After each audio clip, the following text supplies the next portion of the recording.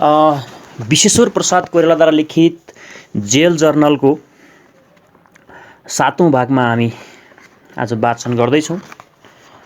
आजको खण्ड विक्रम सम्वत 2021 को दशैंको दिन सन् 1964 16 अक्टोबरको दैनिकीबाट सुरु हुन्छ।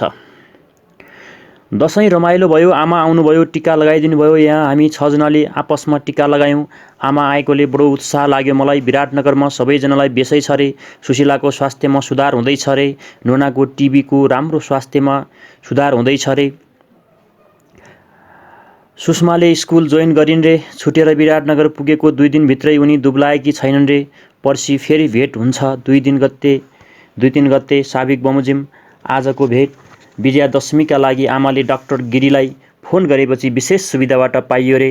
आमाले 100 मलाई लुगा बनाउनु भनेर दिनुभयो। नक्खु जेलमा तार्नीहरूलाई पनि लुगाहरू बनाइदिनु भयो रे। रिजालको ऋण तिरियो रे। विराटनगरमा भूमि सुधारको विषयलाई लिएर काफी हल्लीखल्ली छ रे। सरकारले 25 बिघाको सीमा निर्धारित गर्ने भएको छ भन्ने कुराले सैनिक जोडले भूमि सुधार गर्न पनि सक्लान् भन्नुहुन्थ्यो। तर सरकारको क्षमतामा उति भर थिएन। उहाँलाई कुरा मात्रै हो कि भन्नुहुन्थ्यो। भूमि सुधार हुने भए त असल भो भन्नुहुन्थ्यो। फाटकभन्दा बाहिर नोना, दीर्घराज, ठाकुर दाजु, सानेमा, निरु, ज्योति, सुरेश, कल्पना, मीराहरू सबैलाई देखेँ। खुसी लाग्यो। मन प्रसन्न छ। यद्यपि स्वास्थ्य धेरै दिनदेखि ठिक छैन। आउँले गर्दा आमा भन्नुहुन्थ्यो म दुब्लाएको छु। आमा पनि खुब दुब्लाउनु भएको रहेछ। हुँदा बिपिला अहिले आउँ पनि भइसकेको छ। आज चीनले एटम बम पड्कायो। यसले ठुलो सनसनी, चिन्ता र तनाव ल्याउने हो कि? नेपाल सरकारको प्रतिक्रिया कस्तो हुने हो? अमेरिकन सैनिक सहायता भोलिदेखि नेपालमा पुग्न थाल्छ। त्यसो हुनाले अमेरिकन ससरमा परेको प्रतिक्रिया हुने हो कि? चीन समर्थक आजै क्रुश्चेभले राजीनामा दिएको खबर आयो। क्रुश्चेभ भनेको चाहिँ उनले राजीनामा दिए। उसको ठाउँमा कोसिजन प्रधानमन्त्री भएर ब्रेजनोभ सिपीका जेनरल सेक्रेटरी भए। यदि यो परिवर्तन जस्तो कि क्रुश्चेभको बिरामीको कारणले भनिएको छ, प्रकट कारणले भएको भए त विशेष परिवर्तन आउने छैन। रुसको परराष्ट्र तथा विदेशीय नीतिमा नत्र ठुलो हलचल ल्याउने सम्भावना भएको छ। त्यहाँको नेतृत्वमा परिवर्तन आएकाले चीनसँग कस्तो सम्बन्ध उसको हुने हो अब लाग्छ।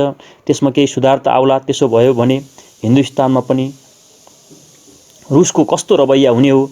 हिन्दुस्तानमा चिन्ताको लहर आयो होला। रुसमा भएको नेतृत्व परिवर्तन र चीनको आणविक बमको विस्फोटनले इङ्ल्यान्डमा अत्यन्त अल्प बहुमतले लेबर पार्टी विजय भएको छ। विल्सनले सरकार बनाउने भए आज दशैंको दिन बडो एक्साइटिङ हुने गरी यी 3 अन्तर्राष्ट्रिय घटनाहरूले मेरो मनमा स्थान पाए। राति राम्रो निद्रा परेन। धेरै बेरसम्म उत्तेजनाले गर्दा एक त बाहिरबाट घरवालाहरू भेट हुँदा उत्तेजना, झन्झन अन्तर्राष्ट्रिय खबरहरूले उत्तेजना बढाएको छ। यसरी रुसमा चाहिँ सत्ता परिवर्तन भएको कुरालाई, चीनले चाहिँ आणविक बमलाई चाहिँ परीक्षण गरेको कुरालाई र दशैंको र परिवारसँगको भेटघाटको विषयलाई लिएर बिपी आज बहुत उत्तेजित भएका छन्, खुसी भएका छन्।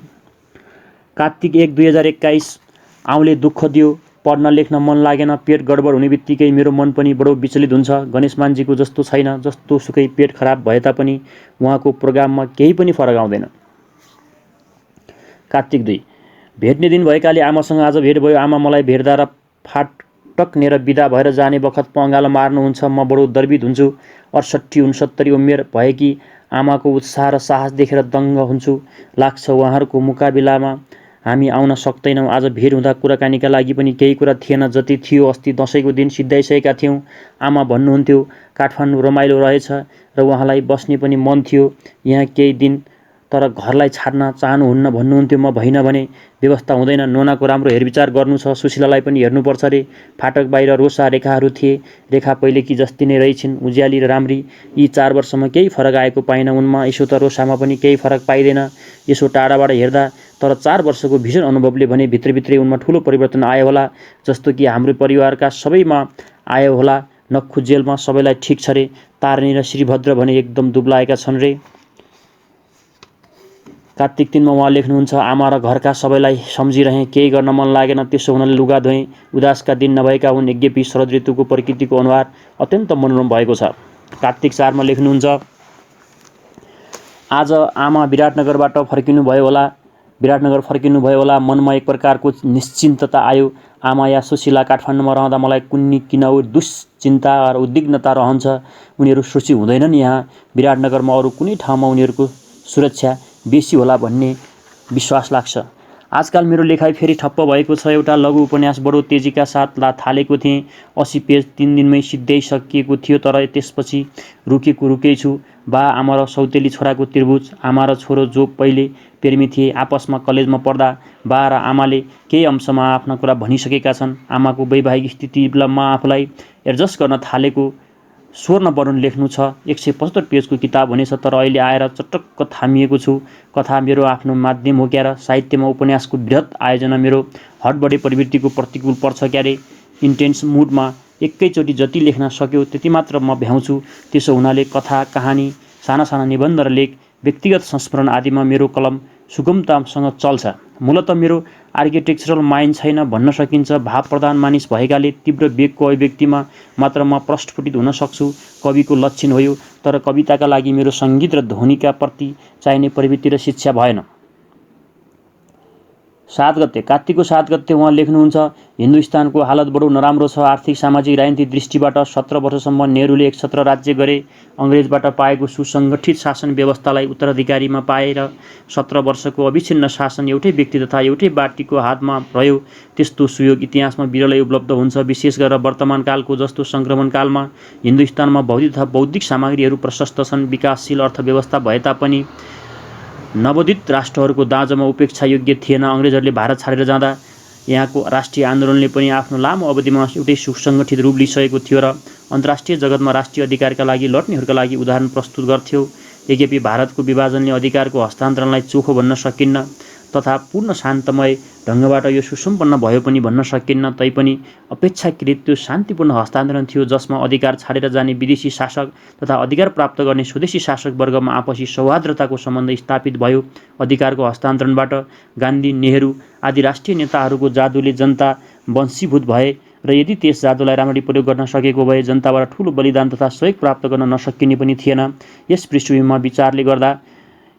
विचार गर्दा 17 सालको नेहरूको शासनलाई पूर्ण असफल शासन भन्न सकिन्छ, किनभने उनमा कुनै किसिमको समस्याको पनि समाधान भएन।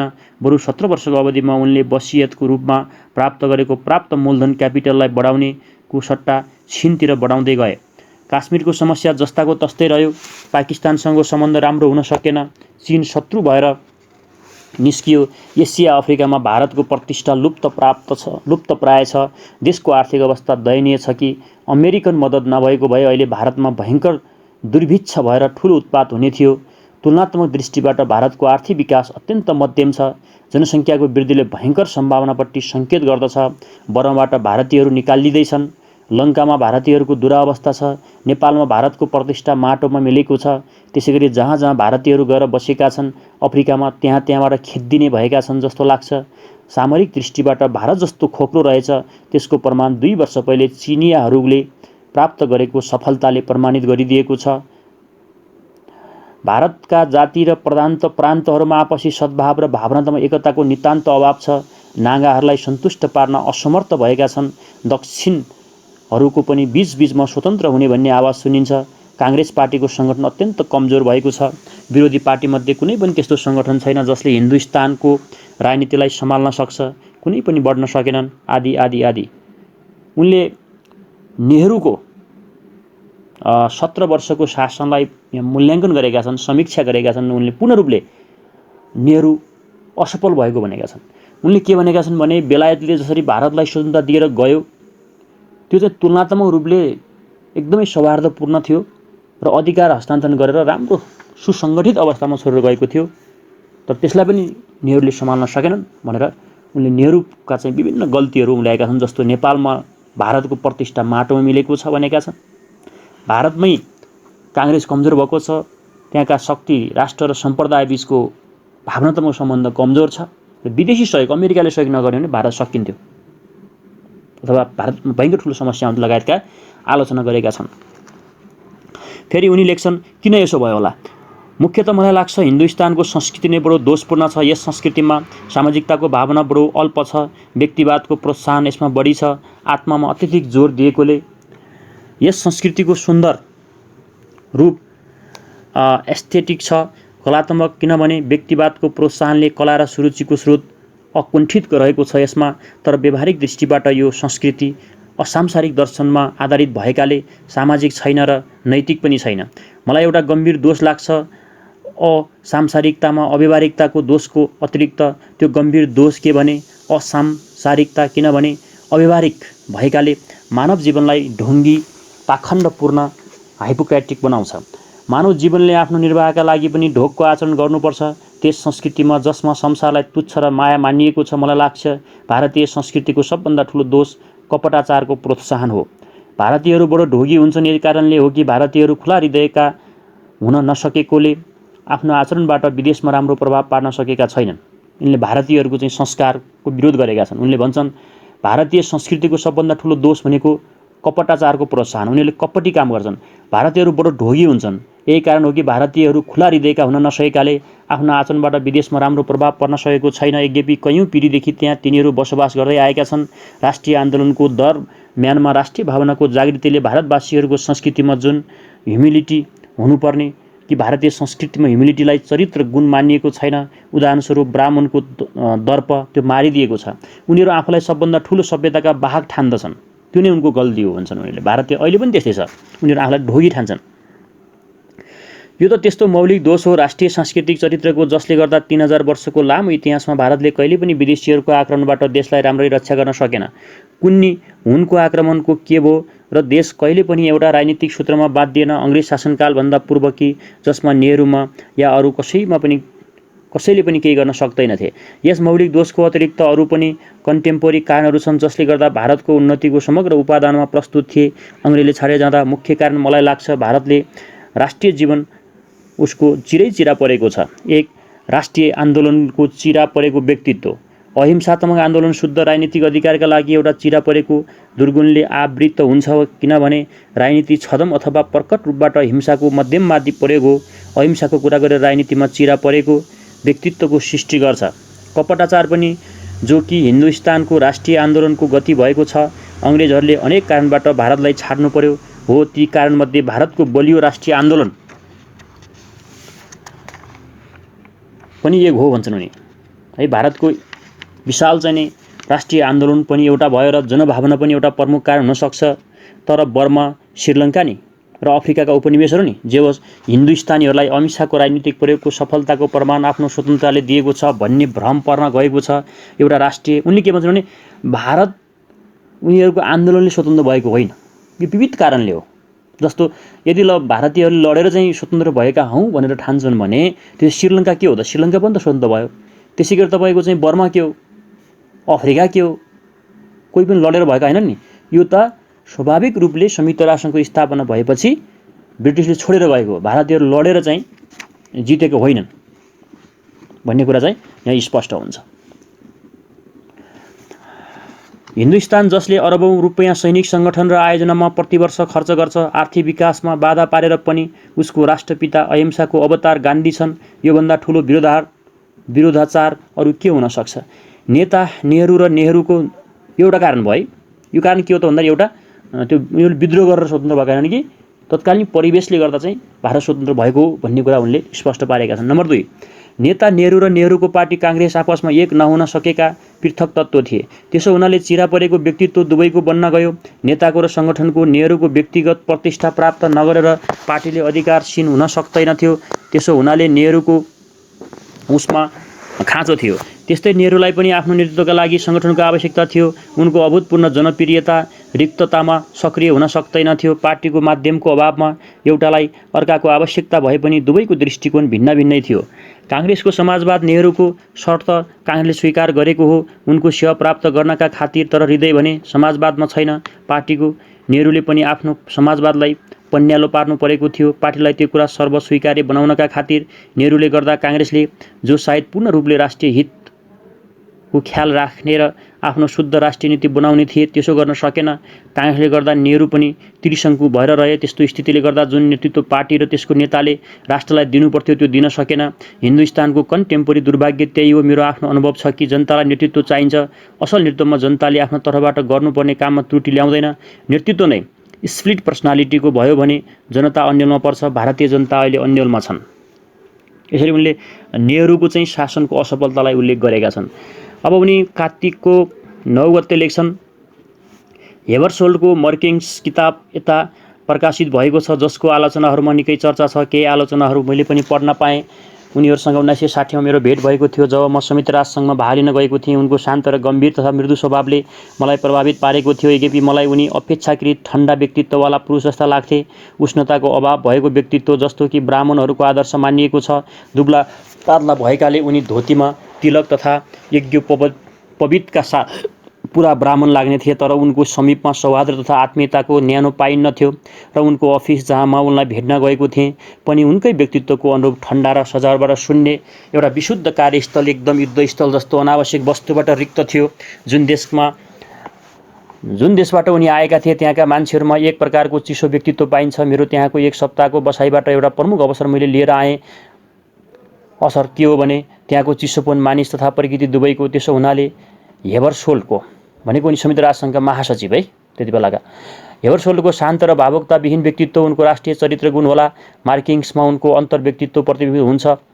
त्यो व्यक्ति जीवनको समस्याको मध्यमा आफूलाई पाएर आफ्नो कर्तव्य र कर्तव्यको निर्धारणमा 70% प्रयत्नशील रहन्छ। त्यसो हुनाले हेबरसोल्डको अन्तर्व्यक्ति त्यस्तो शान्त रहेनछ जस्तो उनको बाहिरको व्यवहारले उनका बारे अरूले धारणा बनाउँछन्। एक त उनी आजीवन अविवाहित रहे। पारिवारिक न्यानोको अभावमा उनको हृदयले खोक्रोपनको अनुभव गरेको होला। त्यो हार्दिक रिक्तताको पत्नी तथा सन्तानबाट बनेको परिवार र त्यसको सम्बन्ध र त्यसबाट प्राप्त हुने दैनिक सुख दुःख र समस्याहरूले अधिकांश पूर्ति गर्छ। साधारणतः मान्छेहरू परिवारमा लिप्त भएर हृदय वा आत्माले अनुभव गर्ने रिक्ततालाई या त बिर्सिन्छन् या त त्यसो अनुभव गर्न पाउँदैनन्। हेबरसोल्डले त्यो भएन। त्यसो हुनाले उनको छटपट्टि आत्मिक स्तरको प्राप्त गर्छ। उनी सोच्न थाल्छन्, म को हुँ, मैले के गर्नुपर्ने हो। उनलाई लाग्छ कार्यरतताले आत्मिक खोक्रोपना रिक्ततालाई पूर्ति गर्न सक्छ। तर कस्तो कार्यरतता, के कस्तो काम गर्नुपर्ने हो, कर्तव्य के हो, यस्ता प्रश्नको उत्तरका लागि गीताको उपदेश लिएको जस्तो छ। उनले निष्काम कर्मको उपदेश, निष्काम कर्म गर आफूलाई ईश्वरको यन्त्र मानेर। यस्तो विचार शुद्ध गीताको कर्मयोगको विचार हो। आजकाल जुन गम्भीर स्थितिमा म परेको छु र जसले मलाई विभिन्न जीवनको तात्विक प्रश्नहरूका उप विचार गर्न कर लगाएको छ, त्यसमा मलाई गीताको कर्मयोग दर्शनको खोक्रोपना स्पष्ट हुँदै गइरहेको छ। मौलिक प्रश्न जीवनको छ, गीताको कर्मयोग दर्शनबाट प्रति निष्काम कर्म के परस्पर विरोधी शब्द युक्ति होइन र कर्ममा किन कामना छैन भन्ने कर्मको वाहन शक्ति ड्राइभिङ फोर्स कामना हो, जसलाई प्यासन भन्ने पनि हुन्छ। फल प्राप्तिको कामना या ठुलो चाहना शक्ति छ र यदि मानि पनि लिउँ, केवल बुद्धिलाई नै त्यो शक्ति या तत्त्व बनाउनुपर्छ जसले कार्यमा हामीलाई अग्रसर गराओस्, न कि फल प्राप्तिको कामनाले। तब प्रश्न आउँछ, यदि यो सम्भव भए पनि किन प्यासनबाट सम्पन्न भएको काम बुद्धिबाट सम्पन्न भएको कामभन्दा गर्वित छ? बुद्धिबाट प्रेरित भएर होस्, चाहे प्यासन कामबाट हत्या होस्, परिस्त्री गमन, महाभारत यो भन्न सकिन्छ कि निष्काम कार्यरत प्रभावकारी हुन्छ वासनासहितको कार्यभन्दा। उनले के भन्छन् भने निष्काम कार्यरतता है, कार्यरत भनेको काममा लाग्ने, प्रभावकारी हुन्छ वासनासहितको कार्यभन्दा। अर्को शब्दमा, यदि हिटलरले वासनामा आएर यहुदीलाई मारेको भए त्यति निपुणतासँग 60 लाखको सजिलै नरसंहार हुने थिएन। क्रोधको झोकमा तलवार लिएर वा बन्दुक पिस्तोल उठाएर धराधट मार्न थालेको भए पनि 100,000 हजार यहुदीहरू मासिने थिए हिटलरको हातबाट। कामना जनित अपराध कुशल सम्पादनशील हुँदैन। त्यसको अकुशल सम्पादनले केही मानवताको आत्माको रक्षा गर्छ, जो efficient execution of crimes bureaucratization of machine of क्राइमले गर्दैन। यस तर्कको उत्तरमा भन्न सकिन्छ कि असल कामको सम्पादनको उदाहरण किन नलिनु निष्काम कर्मको व्याख्या गर्दा। मलाई त्यसो हुनाले लाग्छ मुख्य प्रश्न निष्काम कर्ममा सकाम कर्मको छैन, जति कि असल या खराब कर्मको विभेद निर्धारणमा छ। मुख्यतः प्रश्न नैतिक छ। समस्या छ असल र खराबलाई छुट्याउने। गीतामा यसको उल्लेख छैन। केवल यति भनेको छ, के गराउने म हुँ, ईश्वर हो, मानिस त निमित्त मात्र हो। असल खराब छुट्याइरहने काम छैन मान्छेलाई। फल प्राप्ति त्यागेर काम गर्ने जिम्मा मात्रै मैले दिएको छु मान्छेलाई। गीताले ठुलो मनोवैज्ञानिक सत्यता प्रतिपादन गरेको छ कि प्यासन रहित गरेको काम ज्यादा सफल र इफेक्टिभ हुन्छ। आवेगमा आएर गरेको भन्दा ठिक हो, तर असल र खराब कामको विभेद निर्धारण नगरिकन कामका सम्बन्धमा अरू कुरा भन्नु घोडाको अगाडि बग्गिराखेको जस्तै हो। गीताको योगले मानिसमा अनन्त कार्यक्षमता आउन सक्छ, ईश्वर हुन सक्छ त्यो, तर जबसम्म त्यसले आफ्नो शक्तिको प्रयोगको लक्ष्य निर्धारण गर्दैन उसको शक्ति सम्पन्नता अर्थहीन हुन्छ। र यदि शक्ति प्रयोगको लक्ष्य निर्धारण नगरेर कार्यमा यदि त्यो प्रविष्ट हुन्छ भने उसको शक्ति सम्पन्नताको खतरा पनि उत्तिकै मात्रामा भयङ्कर तथा अनन्त हुन्छ। त्यसो हुनाले मलाई के लाग्छ भने के कुरो असल हो, के कुरो खराब हो, त्यसको निर्धारणको प्रश्न यो नैतिक प्रश्न हो। यस्तो प्रश्नका उप गीतामा हिन्दू दर्शनले विचार पुर्याएको छैन, त्यो होइन। हिन्दू दर्शन मूलतः अपार्थिव दर्शन हो, गड ओरिएन्टेड हो। हिन्दू भनेको भगवानप्रति चाहिँ ओरिएन्टेड छ र परात्मामा स्थापित छ। भगवान नै सर्वसाधारण भनेको छ र मरेका प्राणीहरूप्रति स्थापित छ। यसको लक्ष्य जीवन नभएर मोक्ष छ। तसर्थ यसको दृष्टिमा त्यस्ता सबै काम असल हुन् जसले मोक्ष पार्दछ। यस्तो दर्शनमा शरीर र आत्मा, संसार र परमात्मा, जीवन र मोक्षको द्वन्द्व नै छ।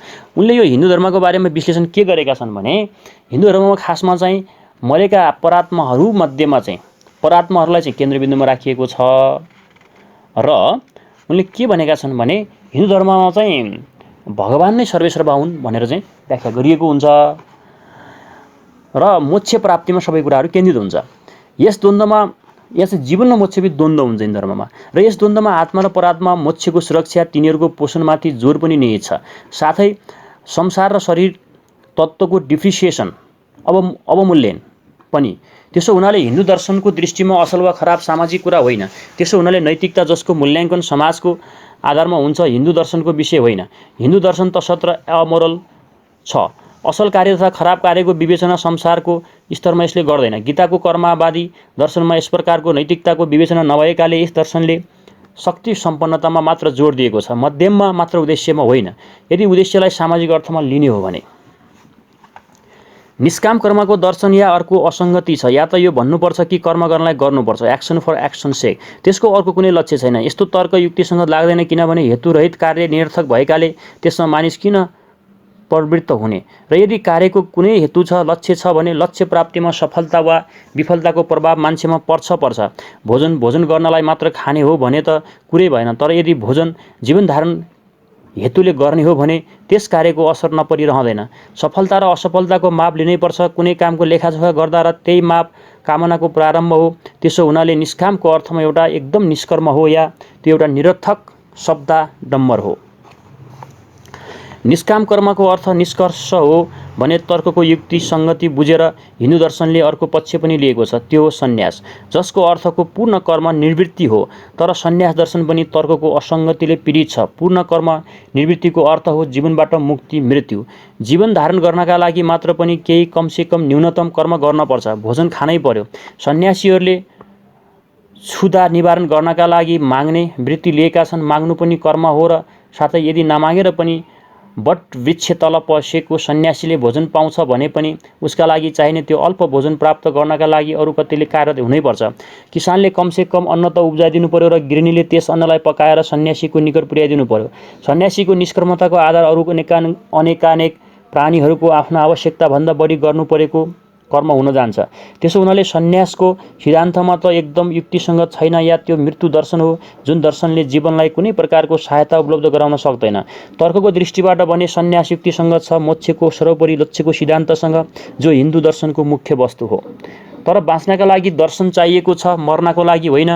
मार्किङमा मृत्युप्रति लङ्घिङ लक्षित छ कहीँ। यहाँ उनले यो जुन किताब पढे मार्किङ भन्ने, त्यसकै समालोचना गरेका हुन्। यो मार्किङ किताबमा खास हेबर्सोले लेखेका थिए। यसको धेरै आलोचनाहरू छन् है, र उनको चाहिँ विचारमा के छ भने यो हिन्दू धर्मको जुन दर्शन र जीवन र मोक्षको जो द्वन्द्व छ, यो यसमा उनको असहमति छ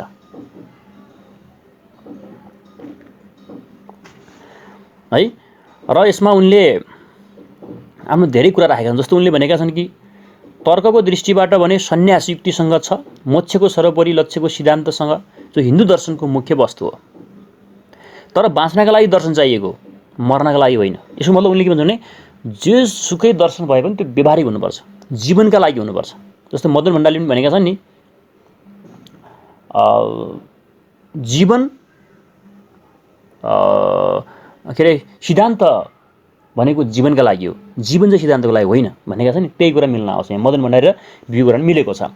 पौष 1 2021 अब 4 वर्ष पुरा भएको छ डिपिजिएल परेको। आजको दिन हामी समातेका थियौँ। 17 सालमा 4 वर्ष नजरबन्दीमा बिताएर आज हामी 5औं वर्षमा प्रवेश गरेका छौँ। आज जाडो खुब छ, चारैतिर तुषारोले दुनियाँलाई सेतो पारेर राखेको छ। धोबिनी चरी चिसोबाट बाँच्न कोठाभित्रै आउँछ। यो 5औं वर्षमा हाम्रो प्रवेश भएको छ। दिवसले उग्र प्रभाव देखायो। अस्ति 24 गतेका दिन हामीहरूलाई अर्को पूर्जी यसपालि कमिसनरको नाउँको सुनाए, जसमा ऐन र दफा खोलेर हाम्रो कारावासको अवधि लम्ब्याइएको छ। सायद कानुनको अनुसार 1 वर्षको नजरबन्दीको हदलाई एकचोटिको थप पूर्जीले अर्को 1 वर्षको म्याद दिन सक्छ, अर्थात् जम्मा 1 वर्षको 2 म्याद पुरा 3 वर्षसम्म। कानुन न त नागरिकलाई अहिलेको ऐनको अनुसार पनि सरकारले थुन्न सक्छ। 23 गते त्यो म्यादको सीमा समाप्त भयो। 24 गते हामी छुट्न पर्ने हो। 23 गतेभन्दा अगाडि 1 मिनेट पनि हाम्रो थुनाइ गैर कानुनी हो। सायद यसलाई ध्यानमा राखेर सरकारले 24 गतेका दिन हामीलाई छोडेको स्वाङ रच्यो र तत्कालै गृह मन्त्रालयको स्थानमा कमिसनरको आदेशले थुनिएको भन्ने देखायो। यो नयाँ पूर्जी 6 बजेतिर हामीलाई सुनाए। त्यसो हुनाले उनीहरूकै तर्फबाट पनि दिनभर हाम्रो थुनाइ गैर कानुनी थियो। मेरो विचारमा त्यति मात्र होइन, कमिसनरको नयाँ पूर्जी नै गैर कानुनी छ। सरकारलाई कुनै आफ्ना मातहतका अफिसरद्वारा पनि कानुनले उनीहरूलाई दिएको 3 वर्षको अवधिलाई नाग्ने अधिकार कानुनमा छैन। कानुनको उद्देश्य द्विपक्षीय छ। सरकारलाई 3 वर्षसम्म एक प्रकारको स्वेच्छाचारले नागरिकलाई थुन्ने अधिकार र साथै नागरिकलाई त्यो अवधिभन्दा अधिक बन्दी भएर थुनिनु नपर्ने अधिकार। सुरक्षा कानुनले जहाँ यस प्रकारको निश्चिम अधिकार दिएको छ, सरकारलाई भने त्यसको प्रयोगको अवधि पनि सीमा छुट्याइएको छ। यद्यपि यसपालिको पूर्जी एउटा भिन्न, पहिले जुन अधिकारीले दिए भन्दा भिन्न छ र अधिकारीको नाउँमा आएको छ। यद्यपि यस पूर्जीलाई नयाँ पूर्जी भन्न सकिन्न, किनभने सरकारको जुन अङ्ग पनि त्यो सरकार हो। त्यसो हुनाले अस्तिको पूर्जी नयाँ पूर्जी नभएर थप पूर्जी हो, जो 3 वर्षको अवधिलाई नगाउने खालको भएकाले गैर कानुनी छ।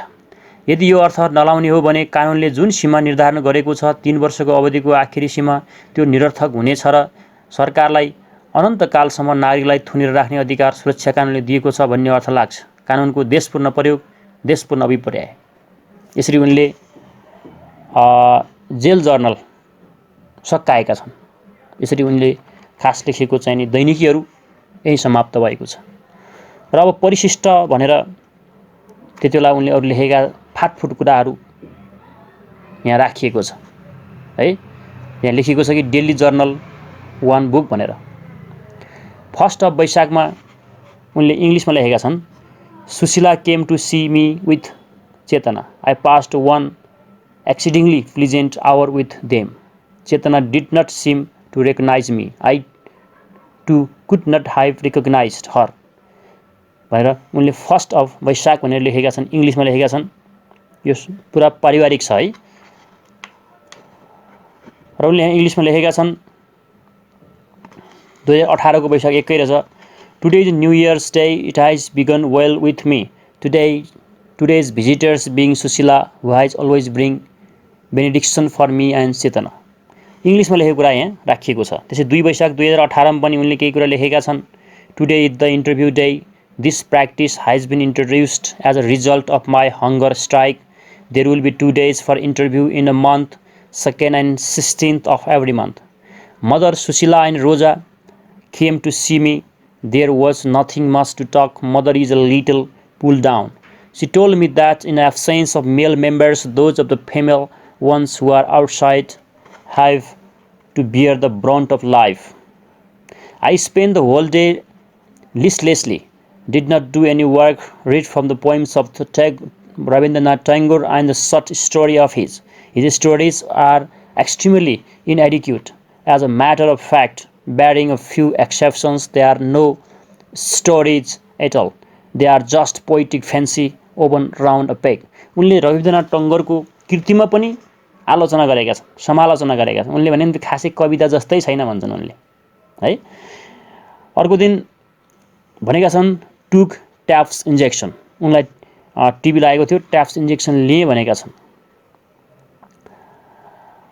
त्यसपछि अर्को दिन उनले के भनेका छन् भने the day is getting warmer, night short pleasant, did not do any reading. I am not yet settled down to this life, and I hence have not been able to consented on anything. Army Officers Club Singhadurbar Kathmandu भनेर लेखेका छन् उनले। Army officers क्लबमा राखेर रहेछ उसलाई। अनि my dear Shriharsha, I received your letter again. I am happy to receive it. Your letters came with Sushila's letter. Therefore, I received 2 letters at the same time. And I am happy 2 times over. Prison is a lonely place and I have nothing to do except read books. भनेर उनले 1961 6/14 मा लेखेको चिठी पनि छ। यहाँ श्रीहर्षलाई लेखेको चिठी रहेछ। त्यस्तै बीपी कोइरालाले यो आर्मी अफिसर्स क्लबमा पहिला थुन्याएर चाहिँ त्यहाँबाट लेखेको इङ्ग्लिस लेटरहरू छ। 1961 4/18 मा लेखेका छन्। आज बिहानै सुशीला मसँग भेट्न आइन्। अकस्मात चेतना पनि साथमा थिइन्। पर्सि उनीहरू आमासँग विराटनगर फर्किने भएकाले आज विशेष अनुमति प्राप्त गरेर भेट्न आएकी थिएँ। आजकाल मेरो स्वास्थ्य ठिकै छ। रिङ्गडा लगाएर 52 हुन्छ। हिजो निकै बेरसम्म 52 भयो भन्दै लेखेका छन्। त्यसैगरी अन्य इङ्ग्लिसमा लेखेका चिठीहरू छन्।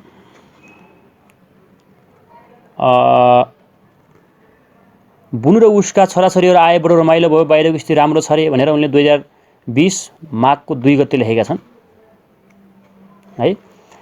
त्यसैगरी यहाँ उनले के कुरा लेखेका छन् भने 2021 पौष 1 को त हामीले पढि नै सक्यौं हैन। र बाहिरी सम्पर्कका सांकेतिक सन्देशहरू है। अरूले के लेखे त उनलाई, अथवा उनले बाहिरी सम्पर्कका सांकेतिक सन्देशहरू अरूलाई के दिएका छन् त भन्ने कुराहरू यहाँ समेटिएको छ। यहाँ लेखिएको छ 2019 12/2 मा शान्दाजुको साथी डाक्टर सूर्य बस्नेतले हिजो भारततर्फ गए। उनले खबर गर्न भनेका रहेछन्। उनी राजनीतिक शरण लिन गएका रे। उनलाई वीरगञ्जमा पोस्टिङ थियो, तर उनी त्यस्तो मुलुकमा बस्ने इच्छा नभएर गए भन्ने खबर पाएर पठाइदिन सकिन्छ भन्ने पनि आयो खबर र अहिले उनलाई थाहा छैन। अहिले चुप भएछन्। नेहरूको चिठी आएको छ रे, तर के आयो थाहा पाइन। बेराले र लाई बोलाएर सुटुक्क शान्दाजुको बारेमा सोध्थ्यो रे। पञ्चायतमा जिते भने पार्लियामेन्ट हाउसमा यसको विरुद्धमा बोल्ने अरे, त्यसपछि थुनिन्छु भन्थ्यो रे। यसरी उनले सांकेतिक लेखेका छन्, बुझिन्न। सूर्य बाबुजी पञ्चायतमा भोट खसाल्न गाउँ गए भन्ने थाहा पाएँ। कहाँसम्म सत्य हो थाहा छैन, तर मान्छे निकै बदमास छन्। यसरी उनले पहिला नि सूर्य बाबुप्रति आक्रोश पोखेका थिए नि, यी कुरा यहाँ ल्याए। अर्कोमा लेखेका छन् मार्फत प्राइभेट थाहा पाएको कि वैशाख 1 गते राति छोड्ने निर्णय गरेको छ शान्दाजु लगायत सबैलाई। सूर्य बाबुले लुकाएर पठाएको पत्र, यसरी लेखेका छ। अर्को छ 2019 12-21 मा केही अगाडि भारतमा भएको केही अमेरिकी राजदूतहरूको सम्मेलनमा चेस्टर पावेलले भाग लिएका र नेपालको बारे कुरा हुँदा ग्यालब्रेथ राजाको पक्षमा बोले, तर सीबीले बीपी महेन्द्रभन्दा बढी प्रधानवादी छन् र वेस्टर्न गुडको असल साथी पनि बने। अब उनी राजदूत भएर हिन्दुस्तान आउँदैछन् र यो रले ल्याएको खबर हो है। यस्तो छ रले ल्याएको खबर। जमान सिंहलाई भेट्न गएको थिएँ अस्ति। आउँदा शान्दाजुसँग भेट्न पाइन्न भन्नुहुन्थ्यो। मलाई उहाँले के सोचिराख्नु भएको होला भन्नुहुन्थ्यो। दिवानलाई त फेरि फर्काएर लग्यो रे त्यहीँ। उता सुवर्णहरू अथवा अरू कसैको केही खबर थाहा छैन। विश्वबन्धु हट्यो रे मन्त्रीमण्डलबाट सुन्छु, स्पिकरको लागि लड्ने रे। अरू विशेष छैन। यसको आजको बोलाइको ढाँचा राम्रो छैन। हिजो राति सम्झना सदनमा विवाह पार्टीमा बोल्यो रे कि म अब सफल भएँ, अब कुनै किसिमको बाधा छैन भन्ने सुने। शान्दाजु त्यहाँ मलाई लाग्दछ कि अझ नभन्नु पर्ला कि जस्तो कुरा गर्दा र न्युज त्यहाँ कसै जान्छ भन्ने अरूलाई भन्नु कुन्नी। शान्दाजुले कतिसम्म पत्याउनेछन् साथीहरू। सूर्य भन्नुहुन्छ र मेरो बीपीसँग कन्ट्याक्ट छ भनेर। सायद त्यहाँ कोही त्यस्ता छन् कि मलाई थाहा छैन, तर पनि अझै शान्दाजुले सतर्क रहनु बेस होला कि। चिठी आज। त्यसैगरी यहाँ अर्को लेखिया छ 2019 11/2 मा देवेन्द्र बाबु आउने रे। यहाँबाट खबर गइसकेको छ अनि शान्दाजुलाई भेट्नुहुन्छ रे। त्यस्तै सोर्सबाट थाहा पाए अनुसार मैले शान्दाजुसँग उहाँ कुरा गर्ने रे। अरू विशेष मलाई केही थाहा छैन। कोष दाजुबाट थाहा पाएको रे। अब फेरि धुमधामबाट गर्ने रे। तर देवेन्द्र बाबु आउने भनेपछि कुन्नी के हो थाहा छैन। मलाई कुनै किसिमको खबर आउँदैन। रले किताबमा पठाउने रे। उनले भनेको मैले त भनेको छ कि मलाई देऊ म पठाउँछु, तैपनि सायद पठाउने हुने होला। उनले ल्याएको खबर नेहरूको निजी चिठी आएको छ रे। राजा दिल्ली जाने भए वैशाखमा सुवर्ण अहिले दिल्ली जानुभएको छ भन्ने सुने, तर साँच्चै केही थाहा छैन। भोलि उनको म खबर पाउँदछु अनि पाउँछु। यसरी खबर र भारतको चाहिने रबाट पनि यिनीहरूले खबर पाएका रहेछन्। नेपाली काङ्ग्रेसले भारतसँग चाहिँ साँठगाँठ गरेकै देखियो। 2019 12-30 मा लेखिएको छ केआई सिंहले राजीनामा दियो। राजालाई भनेको पनि छ कि सानो कोइरालालाई छाड्नुपर्छ भनेर। 2-4 मागहरू छन् रे, त्यो पनि पछि पत्ता लगाएर बताउँला। अब सत्याग्रह गर्ने रे। उसले हजुरसँग भेट्न पनि जाने भनेको छ रे। अब रामनारायण सायद छुट्नेछ जस्तो हल्ला छ। बाहिर मलाई 2-4 जनाले सुनाए सुवर्णजीको केही चालचुल छैन, सायद नेहरूसँग कुरा गर्न थालेको हो क्यारे, तर मलाई थाहा छैन। को सुदाजुको चिठी त आयो तर कुनै सङ्केत थिएन। राजा आफूलाई बलियो छु भन्नेमा मग्न छन् र शानदारसँग चाहिँ भेट्ने आँट छैन जस्तो लाग्छ, तर हल्ला चाहिँ खुबै छ कि सम्झना सदनमा बोलाएर भेटे रे अरू पछि। 2020 साल 1/6 मा लेखिएको छ, ऋषिले राजीनामा दिए, राष्ट्रिय सभाको सदस्यबाट हिजो थाहा पाएँ ठुल्दाजु पनि फर्केर आउने जस्तो कुरा गर्नुभयो। हिजो भेटेँ, गएर रेफ्रिजरेटरलाई भाडामा दिउँ कि जस्तो लागेको छ। के गरौँ, किन्ने मानिस पनि आएका छन्। जवान सिंहलाई एसपीले भने साथीहरूलाई छाडेर यसरी कसरी आउनुभयो भन्ने जवाब दिए, तपाईँले नै बाटो देखाएको हो।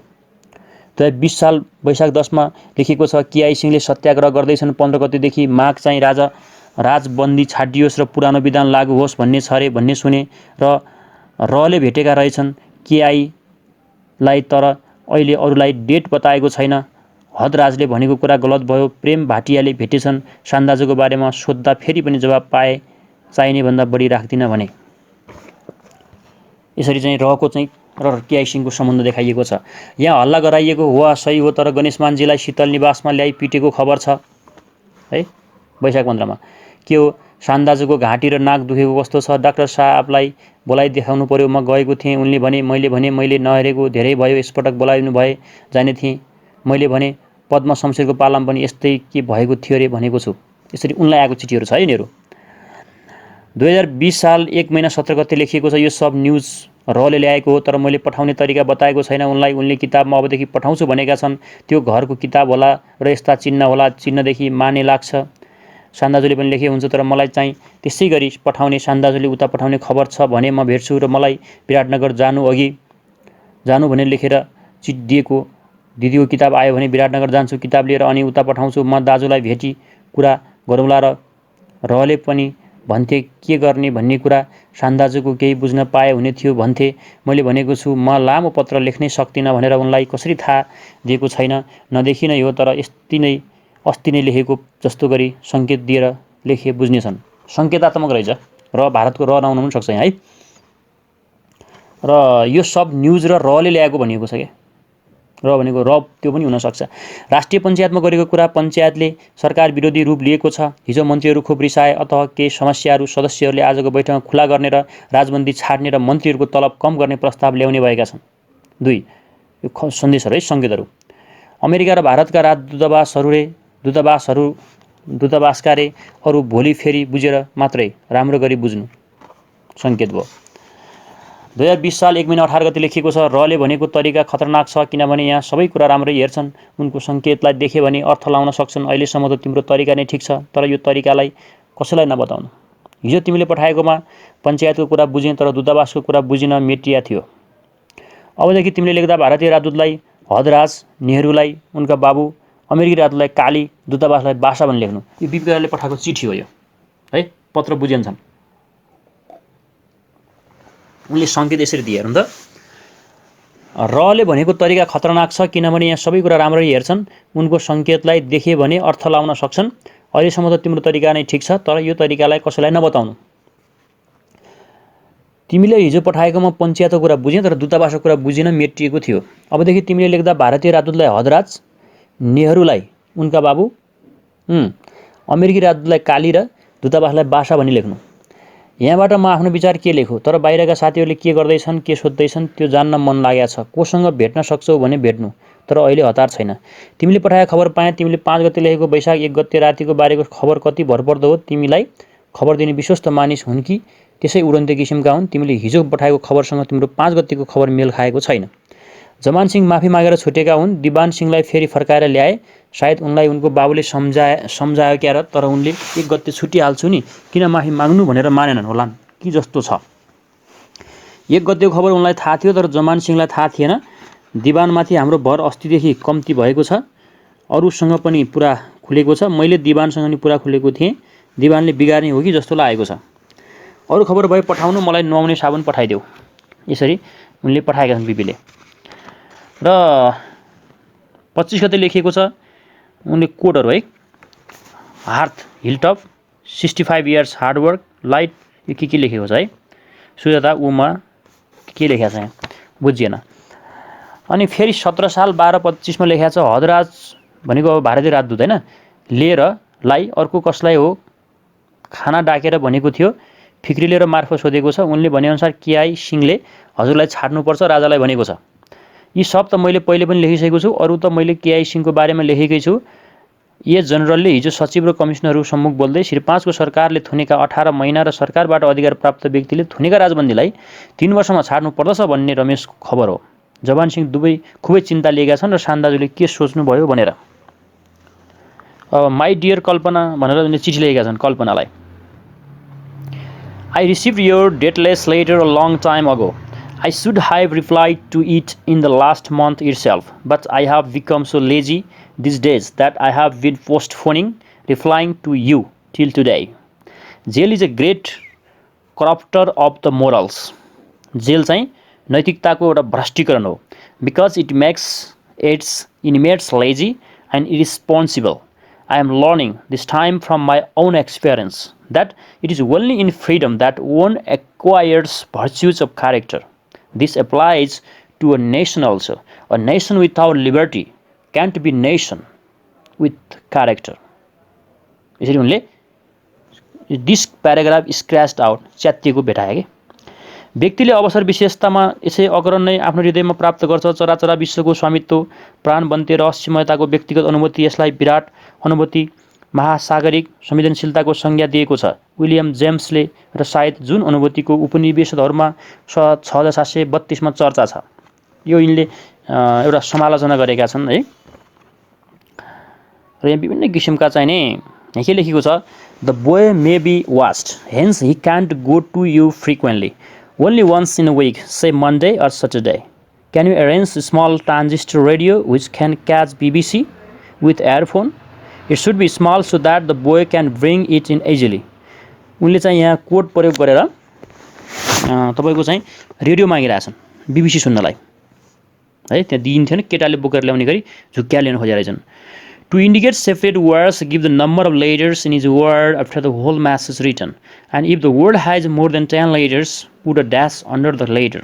यहाँ उनले अक्षर यसरी लेख भनेर कोड भाषा प्रयोग गरेर पठाएको छ रेफ्रिजरेटरलाई जे मन लाग्छ त्यही गर्नु रेफ्रिजरेटर असल हो आजकल हतपति त्यस्तो पाइदैन तर तिमीलाई जे मन लाग्छ त्यही गर्नु गणेश मानजीलाई कतै लगेको छैन पिटेको पनि छैन यो खबर झुटो हो केआई सिंह राजाको मान्छे जस्तो लाग्छ उनको पहिलेको इतिहास पनि त्यस्तै थियो राजा र मोहन शमशेरका मानिस थिए हरि शमशेरसँग उनको घनिष्ठता थियो राजाको दरबारका जनरल समरराज जसले हामीलाई समातेको थियो उनसँग सम्बन्ध थियो तर आजकल कुन्यो के हो थाहा छैन सूर्यबाबुसँग मेरो कुनै कन्ट्याक्ट छैन अस्ति नै सुशीलाको चिठी आएको थियो मेरो स्वास्थ्य ठीक छ बाहिरको हाल लेख्नु उनले पठाएको पत्र छ फेरि लेखेको छ भगवान सायकलाई हदराजको भिनाजु भनी लेख्नु हुनेछ रमेशले उहाँलाई नै लेख्ने इच्छा छ अरु त्यस्तो खबर म दिँदै जाने छु यसरी अन्तबाट आएको चिठी छ यहाँ के लेखेको छ it is share useless to rote insight without taking initiative which must be honorable.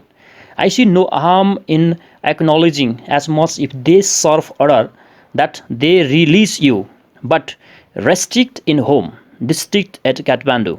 If you agree, I shall move on. Friends are worse than useless, so there is no alternative in the era of forward sadism. Please reply. यो उनलाई कोले चिठी पठाएको छ कि यसो चाहिँ के भन्छ भने it is sheer useless to rot inside without taking initiative त्यहाँ केही पनि इनिसिएटिभ नलिकन वार्ता नगरिकन त्यहाँ बसिराख्नु व्यर्थ हुनेछ तिमी चाहन्छौ भने म यसको तयारी गर्नेछु कृपया उत्तर देऊ भनेर पठाइएको छ उनले पहिला रमेश भनेका छन् रमेशले नै यो कुरा लेखेको हुनुपर्छ भारतीय राजदूतबाट आएको खबर हामीले कुरा गरौँ छुट्ने बारे अब बीपीले त नछुट्टी हुन्न यो बोलियो हुँदैछ भन्ने समाचार पठाएको हदराज मार्फत यसको उत्तर पाऊँ र उत्तर पनि सूचना पाऊँ किताब पढाउनेलाई पठाउनलाई अहिले यति भन्ने कि किताबका एक एक पेजमा एउटा थोप्ला मात्र लेख्नु रे यसरी किताब पठाउँदै गर्नु रे पाइप र टोब्याको भए पठाउनु रे भने किताबमा पठाइदिया रहेछ चिठीहरू किताबमा डडर लेखेर कोड भाषा प्रयोग गरेर लेख्या रहेछ रुद्रलाई भन्ने कि नहडबडाउनु रे अहिले समय अनुकूल छैन मैले जुनसुकै कदम चाले पनि अहिले राजाले त्यसको प्रभाव गर्दैनन् चुप लागेर केही दिन अरु पर्खिनुपर्छ सायद स्थितिमा सुधार आओस् केआई सिंहको छुट्नु र तुलसीका गतिविधिका केही अर्थ निश्चय होला किनभने दुवै दरबारका इशारा नपाई भएका होइनन् केही महिनामा यसको परिणाम निस्कनु पर्छ त्यसो हुनाले एकदम निराशाको स्थिति पनि छैन गिरिजाले अनसन गर्नुहुन्न, अहिले अनसनको अर्थ छैन। मैले यहाँबाट सूर्या, तुलसी, सिंह, विश्वबन्धुमा अरू कसैलाई केही खबर पठाएको छैन। किन यस्तो हल्ला हुन्छ? अस्ति खबर पठाउने मान्छेले फेरि केही भने या भनेनन्? मेरो जवाब गएपछि। सक्छौ भने तुलसीले किन सरकार छाड्यो र अहिले हाम्रो रिहाइका कुरा किन गर्छ? केआई सिंह के गर्दैछन् बुझेर लेख्नु। सुबनौ खबर के छ? आजकल यता खुब मसिनोसँग किताब जाँच्छन्। सूर्यबाबुको किताबमा मेसेज भए नपठाउनु, उहाँलाई मेसेज पठाउनु छ भने तिम्रो मार्फत पठाए हुन्छ। यसरी कसैको शङ्का गर्दा कसैको चाहिँ आउँदो रहेछ। Don't worry or be upset, your honour will be kept intact. All friends of here and intervention have desire to convey attempt is to solve honor. Process of conciliation is on. Things look well. कसलाई लेखिएको छ? जयप्रकाशजीले भनेको रे म एकपटक कोसिस गर्छु भन्नुभयो रे, तर कलकत्तामा केही हुँदैन र देवेन्द्र भाइको भनाइ। सुशीला आएदेखि चिट वा पत्र केही आएन भन्दै अर्को चिठी लेखिएको छ। धेरै पत्रहरू छन्। यहाँ के लेखिएको छ? एसपीले गरे जस्तो नगर्नु, त्यसमा खतरा छ, किनभने किताबलाई मसिनोसँग हेर्न सक्छन्। रमेशलाई यो कुरा भनिदिनु। अहिले त चिठीहरू बन्द गरेका छैनन्, त्यसको हुनाले चलिरहेको तरिकाबाट लेखे हुन्छ। चिठी बन्द गरेको खण्डमा मात्र माथिको उपाय प्रयोग गर्नु र यहाँ कोड भाषा प्रयोग गर्न दिइएको छ। यहाँ इङ्ग्लिसमा लेखिएको छ, future action was being decided upon due to the somewhere king meeting arrange twice in May, further consideration of our plans postpone for some time. लेख्नुहुन्न भन्छन्, तर सूर्यबाबुले सबै साथीलाई बिगारिसकेका जस्तो छ। कमल जस्ता त सूर्यबाबुको बकबकामा लागे जस्ता छन्। सबै त्यसै भन्न थाले, यहाँ काठमाडौँका साथीहरू बेकम्पा भइसके, तर हल्ला गराइदिनुहुन्छ कि सुवर्णजीले दिल्लीमा गएर को सेक्रेटरीलाई भेटेर आउनुहुन्छ भन्ने हल्ला गराइदिएको छ। आजकल सुन्छु कि निकै एमबिसीहरू चाहनुहुन्छ रे, किन हो थाहा छैन। कोसु दाजुहरू पनि केही खबर पठाउनुहुन्न। भोलि भैँसालोटनमा कुरा हुन्छ भन्छन्, तर हल्ला मात्र हो कि के हो? मेरो मामा भनेको सुवर्णजीलाई हो। कुनै लेखाइमा पठाए भने मामा खेतीमा पनि दिल्ली हो। मैले त मौका नै मिल्दैन लेख्ने।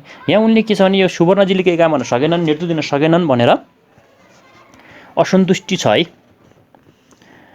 अनि फेरि लेखिएको छ, सुवर्णजीको हल्ला झुठो छ।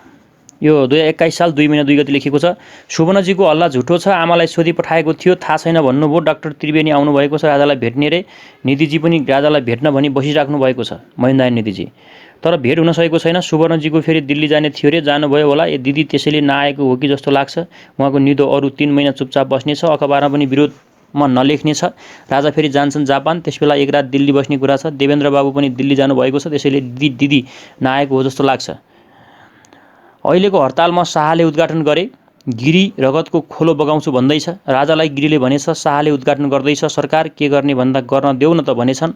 अस्ति गरी 15 जना थुनिए, शङ्कर यही छ, लाठीचार्ज भएको छ। सुवर्णजीको हल्ला एसपीले चलाएको हो कि जस्तो लागेको छ। यसरी कता कता लेखिएको छ है बाहिरबाट। अनि यहाँ फेरि लेखिएको छ, अरविन्द कुमार भन्ने केटोलाई अस्ति 15 गतेको राति मारे भन्ने निकै हल्ला छ, असाध्य नै हल्ला छ। हदराज पनि साह्रै छ रे, तर हिजो मेजिस्ट्रेट आएका थिए रे तोड्न अनसन भनेर। अरू खबर छैन। कोसु दाजुहरू कलकत्तामै रे। यो पनि सुनेको कि इन्डिया सरकारले भनेको रे कि फेरि सुवर्णजीहरूले केही गरे भने हामी थुनिदिन्छौँ सुवर्णजीलाई भनेको छ रे। नेपाल सरकारलाई खबर पठाएको भन्ने सुनेको छु, तर सबै कलकत्तामै हुनुहुन्छ भनेको। इन्डियामा पनि काङ्ग्रेसलाई चाहिँ गाह्रो बढाएर छ। फेरि 2020 10 महिना 17 गते लेखिएको छ कि रमेशको बारेमा यहाँ असाध्य हल्ला छ, डबल रोल खेल्दैछ भन्ने मलाई त लाग्दैन, तर हजुरलाई थाहा होला। सुन्छु म नहुँदा बुनुसँग प्रेमराज आन्दाम्बेले बिहान 4 बजे आएर भनेरे कि ती सिआइडी हुन्, गिरीसँग पनि पैसा लिन्छन्, राजासँग पनि भन्ने छ, तर खै हाम्रो प्रेस चलाएको पैसा चाहिँ दिएको छैन, के हो होइन। तर राजालाई फेरि पनि भेटेँ। म त यहाँ थिइनँ, तर मलाई भनेका छैनन्, तर त्यहाँ गरेको कुरा चाहिँ तिनी थाहा पाउँदा रहेछन्। बुनु पनि भन्नुहुन्थ्यो रे। उता खबर आजकल मैले हल्ला पनि सुन्न पाएकी छैन। कमलहरू सूर्यबाबु कहाँ खुब जान्छन् र उहाँले भनेको अझ 2 वर्ष चुप लागि बस, केही हुँदैन भनेर। कमललाई तुलसीले बोलाएको छ, हिजो भेटेँ। मैले भनेको छु मलाई खबर गर्नु भनेर। आज आउलान् निधिजी पनि यहीँ रे, तर उहाँलाई पनि भन्छन् अब सरकारमा आउने जस्तो छ भनेर। राजा आएपछि तर पत्यार छैन, मलाई त सूचना पाऊँ केही भनेको। जस काङ्ग्रेसका मान्छे पनि राजासँग मिलेको जस्तो देखियो यहाँ। 2020 12-20 मा लेखिएको छ, रमेशले ल्याएको खबर, 1 अमेरिकनहरूसँग राम्रो सम्बन्ध राख्दैछ। 2 अमेरिकी राजदूतले नेपाल घुमे, अब राजासँग उनको अनुभवबारे कुरा हुँदैछ। 3 अमेरिकनहरू हजुरलाई छुडाउन प्रयत्नशील छन्। 4 राजा सेप्टेम्बरमा अमेरिका जाँदैछन्, त्योभन्दा अघि यहाँ केही हुने अमेरिकी आशा छ। 5 यहाँ सम्बन्धी अरू खबर शेख अब्दुल्लामा नयाँ सन्देशले लेखेको कुराबाट बुझ्नुहोस्।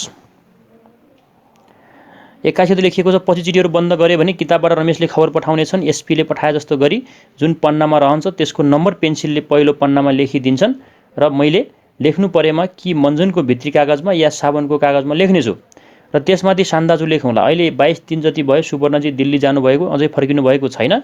नोना दिदी र सुषमाको बारेमा गिरीलाई भनिरहेको छ छुटाउनका लागि। हाम्रो लिङ्क नटुटोस् भनेर मैले खबर गरेको हो। कुनै निश्चित छैन, अब चिठी पनि बन्द गर्ने, त्यसले उनीहरूको त बौलाहा काम हुन्छ। अनि लेखिराखेको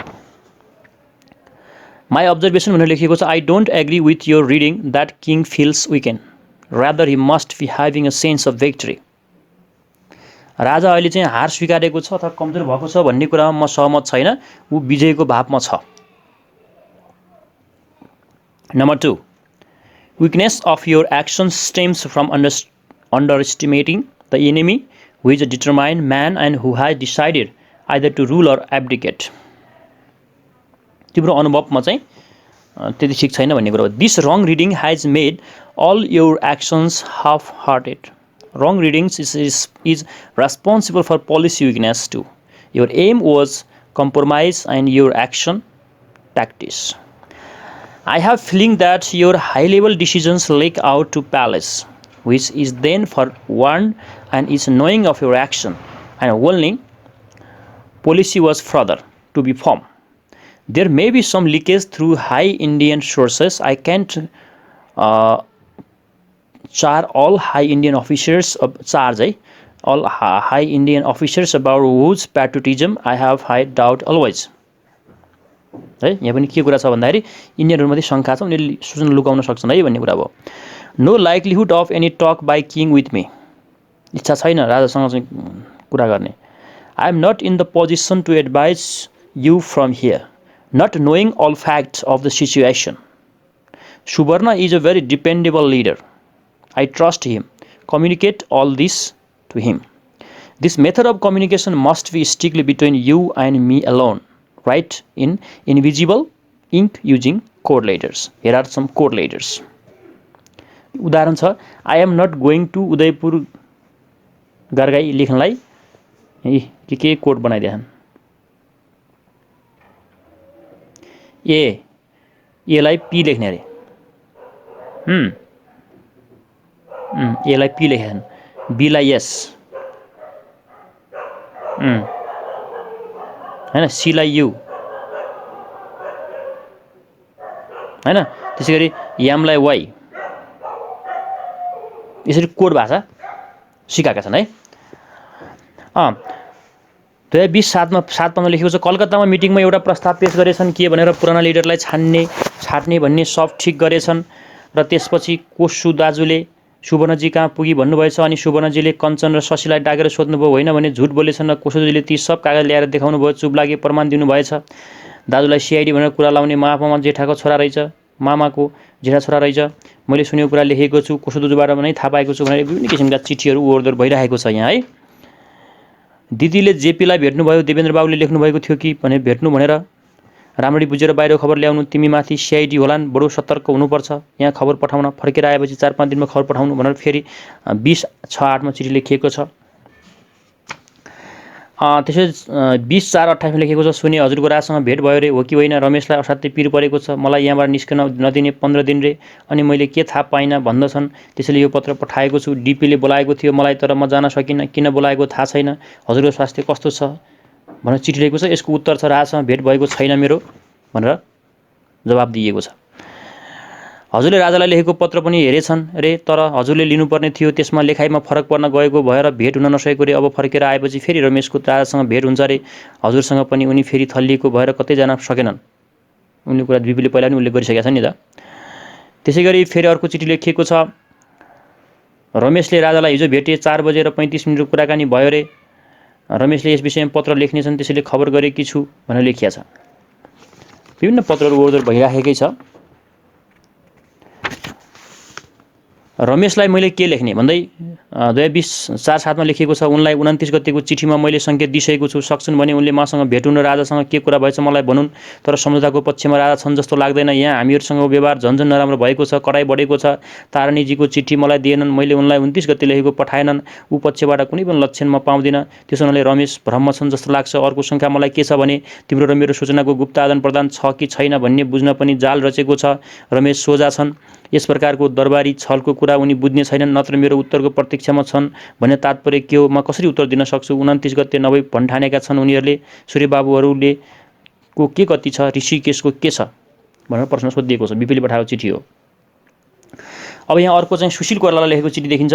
20/4/18 मा राजसँग भेट भयो, भएन। रमेशलाई त्यही चिन्ता छ, भेटेपछि खबर पाऊँ त्यसैले लेखेको छु। उताबाट केही खबर आएको छैन। खालि एउटा के छ भने सान्दाजुको उता लिङ्क छ रे भन्ने ठिक हो। मैले कुनै कुराको खबर गरेको छैन। रमेश पनि त्यहीँ बरबराउँछन्। असाध्य दुब्लो र ज्वरो पनि छ रे भनेर त्यहीँ गरी खबर पाऊँ सबैको को। श्री सुशील कोइराला, तिम्रो चिठी पाएँ। त्यहाँ कस्तो कडाइ गरेको जस्तो छैन। त्यस्तो खबर पठाउने तरिका पहिले नै राख्नु। तर यदि किताबको मार्फत पठाउने खण्डमा परेमा अर्को कागज टाँसेर नपठाउनु। थाहा पाइन्छ मैले गरेको जस्तो गर्नु। रमेशले कम्प्रोमाइज गर्ने भए मसँगै कुरा थाले भइहाल्छ, तर कम्प्रोमाइजका लागि राजा तयार छैनन् जस्तो लाग्दैन। रमेशसँग कुनै भरपर्दो मान्छेको कुरा बिछाएको होइन जस्तो लाग्छ। राजाले कुरा मिलाउने विचार गरेको भए मसँग कुरा गरे भइहाल्थ्यो। कम्प्रोमाइज हुन सके त राम्रो हो, तर यसको कुनै लक्षण देख्दिनँ। रमेश के भन्छन् मलाई लेख्नु। रमेशमाथि पुरा निगरानी छ। सिआइडीको 2-3 चोटि मसँग पनि यहाँ कम्प्रोमाइजको लागि मेरो के राय छ भन्ने कुरा सोध्न खोजेका थिए, तर त्यसपछि कुरा अगाडि बढेन। मलाई ल्वाङ र सुपारी पठाइदेऊ। ऋषिकेशले भेटे कि भेटेन, राजालाई भेट्छन् भनी मात्र लेखी पठायो। कुरा भएछ। सूर्यबाबुहरूसँग के कुरा भएको छ लेख्नु। अस्ति मैले प्रकाशलाई बरसाती पठाइदिएको थिएँ र नुनलाई 1 सिसी हर्लिक्स पुग्यो कि पुगेन। हिजो 4 थान हिन्दी किताब पाएँ, कसले पठाएको भनेर सुशील कोइरालालाई बिपीले चिठी लेखेका रहेछन्। त्यसैगरी 2020-03-16 मा लेखिएको छ। उताबाट आएको खबर सुवर्णजीबाट नै पाएको एक्जेक्ट खबर सान्दाजुलाई पठाउने। नेहरू र लालबहादुर कलकत्ता जुलाईमा जाँदैछन्, अनि बल्ल थाहा हुन्छ कसरी गर्ने भनेर हाम्रा मान्छे एकदम तयार छन् जुन बेला केही गर्ने भनेर। तर अब 5 महिनामा त पक्कै हुन्छ, तर अब ससाना अड्डालाई केही नगर्ने, सिधा काठमाडौँ नै मार्च गर्ने भन्ने छ। यहाँ त सैनिक विद्रोहको कुरा जस्तो देखिन्छ। केआई सिंहले पैसा माग्न पठाएको रहेछ सत्याग्रह गर्ने भनेर, तर त्यसमा छलफल हुँदैछ। इन्डियाले सपोर्ट गरेको खाली देखावट हो भन्ने आएको छ। त्यही पनि कलकत्ता गएका थिए र उहाँहरूलाई भेटेनन्। राजालाई भेटे तर कुरा बुझिएन, तर उनले आफूलाई बदलिएको जस्तो छ। हाम्रो विरोधमा ठुल दाजु यही ठाउँमा जाने जस्तो छ। मैले पठाएको त पुगेको होला भन्दै बाहिर चिठी आएको छ। प्रकाशले ल्याएको खबर 1 गते वैशाखमा छुट्ने थियो, तर किन छोड्नन् थाहा छैन र इन्डियाले नेपाललाई सिर्फ चाइनाले गर्दा यति गर्नु परेको हो भन्ने मात्रै खबर ल्यायो भन्ने बाहेक केही खासै छैन। सुन्दछु हजुरलाई पहिलेको पैसाबारे पुर्जी पठाएको थियो रे, हो कि होइन भनेर चिठी आएको छ। 2020-02-20 लेखेको छ। आजकल कराई हुँदैछ किन हो? रमेशलाई भनिएको छ क्यारे कम्प्रोमाइज गर्ने कुरा। उसले सान्दाजुको राय नबुझी केही जवाब नदिने हो क्यारे, तर कुरा भएको खण्डमा सान्दाजुबाट नै गर्ने हो क्यारे जस्तो बुझ्छु, किनभने सुवर्ण त यहाँ आउनै नसक्ने। त्यसैले त मेषले मलाई भनेको सान्दाजुको कुरा नबुझी म कुरा गर्दिनँ भनेर। यो विभिन्न साङ्केतिक चिठीहरू लेखिएको छ है। यहाँ के लेखेको छ भने स्वास्थ्य कस्तो छ, चिन्ता लागिरहेको छ। अमेरिकनले राजालाई प्रेसर दिएको छ भनेर बाहिर पठाए, हामी औषधि गर्नेछौँ भन्ने छ। सूर्यबाबुले आमालाई खबर पठाएको, टङ्कप्रसादलाई भेटी भन्थे सान्दाजुको स्वास्थ्यबारे वक्तव्य दिनु भनी। सबैको र अमेरिकनको पनि सायद भनाइ छ स्वास्थ्य राम्रो छैन भन्ने। यसरी अमेरिकाले त्यसलाई प्रेसर दिएको देखियो छुट्नलाई, बिपीलाई छोड्नको लागि त्यति बेला पनि। अमेरिकी सरकारको राजनीतिक अफिसर 10 दिनदेखि पठाएको छ। उनीहरू भारत ब्रिटिससँग मिलेर हजुरलाई छोडाउने कोसिसमा छन् जस्तो छ। रमेशले धेरैपल्ट भनेको सोध्नु भनेर किन मलाई थ्रेटिङ दियो। अब म के गरौँ? मिलिटरी ट्रेनिङमा जाउँ कि सान्दाजुलाई सोध भन्यो। अर्को के भने मेरो थुनामा परेपछि मैले राजालाई भनेर लेखेर छुट्टे हुन्न। यो जवाब उनी पनि बेहोस भएछन्। हदराजको गोडा भाँचियो, रमेश दुब्लाए रे, म त जान पाएँ कि छैन। यो भन्दै पारिवारिक छ र यहाँ के लेखेको छ भने स्पिरिट टङ्कप्रसाद भएर एउटा वक्तव्य दिने भएको, फेरि टङ्कप्रसादले मान्नु भएन रे। विराटनगरमा क्याम्पेन गर्दा शिवहरि थुनिए, अब छुटे क्यारे। धरानमा केही केटा र प्रोफेसरहरू समातिए रे। ठुल दाजु र शङ्कर बाबुले गर्नु भएन रे। 1500ले साइन गरेका छन्। 1 कापी राजा कहाँ आइपुग्यो भन्ने पनि थाहा पायौँ। यसरी विभिन्न खालको चाहिँ दबावपूर्ण कार्यक्रम भएको देखियो। 2021-09-14 मा लेखिएको छ। तलका कुरा राम्रोसँग पढ्नु, रमेशलाई पनि छिट्टै नरौटाउनु भन्नु। उनका बारेमा तिमीले सुनेका कुरा साँचा या झुटा हुन सक्छन्, त्यसको बारे सतर्क हुनु। 1 महिना पहिले तिमीले खबर पठाएपछि हिजो मात्र 14 गते खबर आयो। मलाई पठाउँदाखेरि बिपी कोइराला मात्र लेख्नु, सान्दाजु नलेख्नु है। सान्दाजु भन्दा नआउनु रहेछ। त्यसपछि 2021-12 5 मा लेखिएको छ, दाजुले भन्नुभएको भाइलेन्ट काम गर्न भारतले रोकिरहेको छ, केही पनि गर्न दिँदैन। अनि उहाँहरूको भनाइ छ, भित्रबाट केही गरेमा हामी सजिलै काम गर्न सक्छौँ भन्नुहुन्थ्यो। र अहिले यहाँ पनि युनिभर्सिटीमा केटाहरू सम्मेलन गर्दैछन्, त्यसैले उग्र रूप लिने विचार छ उनीहरूको। तपाईँको बारेमा अखबारमा मलाई दे भन्छन्, तर मलाई डर लागेर बोल्न सकेकी छैन, फेरि भेट्नै दिँदैनन् भनेर अहिले फेरि सूर्यबाबु पनि आफूलाई परिवर्तन पार्न खोजे जस्तो छ। केही काम गर्ने भयो भने सुवर्णजी भन्नुहुन्छ रे, किनभने अहिले राजा मूर्ख छ, बीपीलाई मारिदियो भने के गर्ने भन्नुहुन्छ रे, त्यसैले पनि हिचकिचाउनुहुन्छ भन्थे सरोज तारनले भनेको। उहाँले राजालाई भेटी राजाको बीच राम्रो केही मिलाए बेस हुन्थ्यो कि सोध्न पाए हुन्थ्यो भन्नुहुन्थ्यो रे भनेर चिठी लेखिएको छ। तारनले सोधेको कहीँबाट हिन्ट भएर हो कि त्यसै आफ्नो मनले माथिबाट सङ्केत आएको भए म यसबारे सोचुला, नभए व्यर्थ किन सोच्नु। बाहिरको स्थिति पनि यस्तो छैन कि राजालाई मसँग कुरा गर्न खाँचो परोस्। यसरी त्यति बेलाको राजा एकदम मूर्ख तरिकाले चलेको देखिन्छ है। यस्तो स्थितिमा तारनीको चिठीमा नाजायज फाइदा उठाएर जेलका साथीहरूलाई फोड्ने काम गर्नेछन् भन्ने डर छ। माथिबाट हिन्ट आएको भए अर्कै कुरा, त्यसमा म सोध्छु धुप पठाइदिनु भनेर उनले लेखेका छन् बीपीले। सूर्यबाबुको भनाइ छ रे कि जवाब मैले पाउनुपर्ने थियो, तर मुरली दाजु भन्नुहुन्थ्यो शान दाजुलाई उहाँले आफू छुटेर आए जस्तो ठान्नु भएको हो कि, तर के भन्नुहुन्छ भने हामीलाई भारतले चाहिँ मद्दत गर्दैन, तर सुवर्णजीहरूले खबर नगरेको देख्दा छक्क लाग्छ। केही हुँदैन, शान दाजुलाई भन्नु भनेको भएर लेख्दैछु, बाटो निकाल्नु पर्यो रे। विश्वबन्धु पनि आजकाल गल्ती गरे भन्छ रे, मुरली दाजुसँग काम खोज्छु तर पाउँदिन भन्दैछ रे, केही पनि पाउँदिन भन्छ। तुलसी पुगेको थियो रे सूर्यबाबु कहाँ काम गरौँ भन्ने हल्ला सुनेको, म त जाने गरेको छैन। सूर्यबाबु कहाँ रमेशलाई कहिले सुनाएछन् कि शान दाजुले भनी पठाएको रे कि गिरी सुरजा सिंह बन्धुले भेटेर के गर भनेर मलाई लाग्छ शाहले यो सब काममा लागेका छन् भनिदिएछन्। जेलबाट आएर मलाई यी सब कुरा सुनाएर धुनधान शान दाजुले के गरेको रे भनेर। यहाँ त मान्छे आफ्नो मात्र तारिफ गर्छन्। अब अमेरिकनले पनि नेपाललाई नाखुस पार्न चाहँदैन, इन्डियनले जे गर्छ उसैलाई फलो गर्दछन् भन्छन्। गिरीहरूको कुरालाई गिरिजाले अनसन गर्दा के असर पर्ने हो सोध्नुहुन्थ्यो। यसरी के रहेछन्, त्यति बेलादेखि नै अमेरिकाले नेपाललाई भारतको आँखाबाट हेर्दै आइरहेको छ भन्ने कुरा यहाँ पनि प्रष्ट हुन्छ। त्यति बेला पनि त्यस्तै रहेछ। अगाडिको पन्नामा केही थिएन, त्यसैले अधुरो नै रहन गयो। किताब पठाउनेले जवाब सोधेको थियो, मुरली दाजुको भर्सक सायद आफू जस्तै तुल्याउन खोजेको। गिरी अस्पतालमा केही भन्नु छ भने सजिलो, एसपी भानिज र सुवर्ण मामा भनी कुरा गर्ने। यसरी यो अर्को पत्र छ। अनसन गर्ने विचार गरेको होइन, शान दाजुले नरोक्नु बेस होला रे। गिरिजा पनि ठिक भएर गएपछि को गर्ने हो थाहा छैन, तर सोचिबरी गर्ने माग चाहिँ राजबन्दी सबै छाड भन्ने हो रे। यसरी गिरिजाले चाहिँ अनसन गर्न लागेको कुरा पनि यहाँ आएको छ।